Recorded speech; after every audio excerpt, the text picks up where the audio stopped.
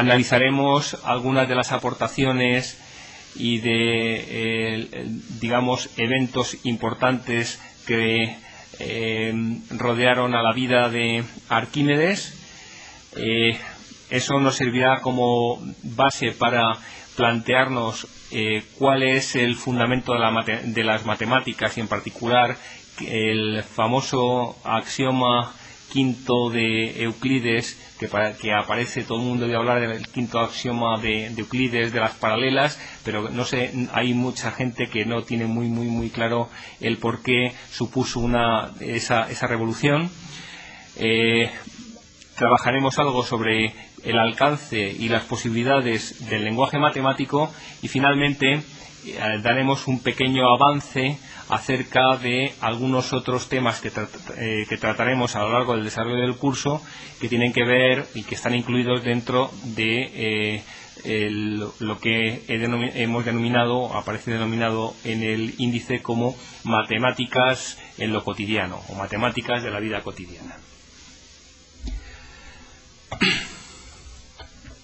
Bueno, Tales era un personaje que nació en Mileto. Mileto es una zona de la actual Turquía que está en, digamos, es puerto de mar y, bueno, pues el periodo en el que vivió pues no está muy claro. Nació en el 640 a.C.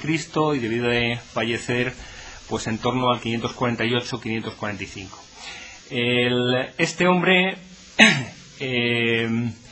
se le considera en cierto sentido como el padre de la ciencia. De alguna forma fue el primero que hizo una interpretación no mítica del origen de las cosas. Él sostuvo que el agua era el primer principio de las cosas, o dicho en otras palabras, afirmó que todas las cosas son agua. Esto tenía bastante que ver pues con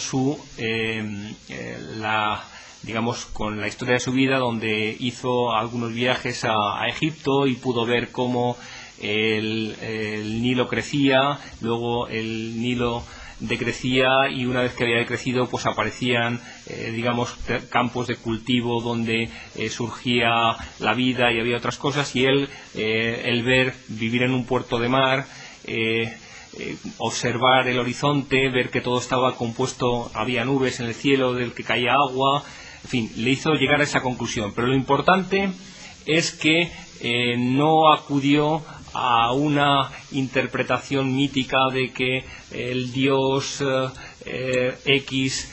se casó con la diosa Y y entonces apareció y dio origen al universo tal y como lo conocemos. La idea esencial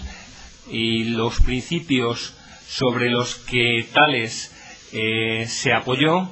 fueron básicamente dos. El primero, que existen leyes en la naturaleza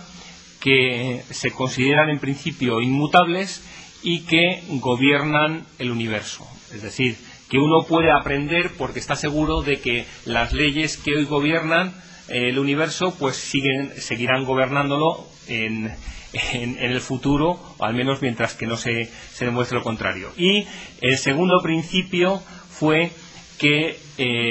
esas leyes pueden entenderse haciendo uso de la razón. Si tenemos en cuenta que Tales tuvo algún éxito, por ejemplo, a la hora de medir la altura de las pirámides. Es decir, para medir la altura de las pirámides, de una pirámide, pues lo que hizo fue esperar, digamos, con el sol, el momento en el que la sombra de un hombre, que la podía medir con métodos rudimentarios, pues era igual que la altura del hombre mismo. En ese momento, para saber cuál era la altura de la pirámide, bastaba con medir la longitud de la sombra de la pirámide y llegar a la conclusión sobre cuál era su altura. Él también descubrió otros resultados, otros principios, como por ejemplo que el ángulo inscrito en la circunferencia y que abarcaba una semicircunferencia es un ángulo recto, mide 90 grados, o el famoso teorema de Tales, que habla sobre la proporcionalidad de los segmentos de dos rectas secantes cortadas por paralelas. Entonces aquí, bueno, pues viene representado este teorema de manera que si se consideran estas dos rectas paralelas, pues los segmentos C' y C que aparecen en la recta que está, digamos, en el dibujo inclinada, y en la recta que en el dibujo aparece como horizontal, pues satisfacen esta relación de proporcionalidad, tanto el A' con A, B' con B y C' con C. Bueno, Pitágoras es otro de los grandes sabios, por decirlo de alguna forma, de la antigüedad. Era una persona que trabajaba con cuerdas y descubrió que, tensando las cuerdas y pulsándolas, pues cuando las cuerdas estaban en relaciones sencillas del estilo 2:1, 3:2, cuando estaban en 2:1, pues al pulsarlo se dio cuenta de que diferían en una octava. Una octava pues sería, si estabas dando un do bajo, pues te salía el do inmediatamente superior, o si estaban en proporciones con 3:2, pues diferían en una quinta. Ese tipo salían sonidos que resultaban agradables al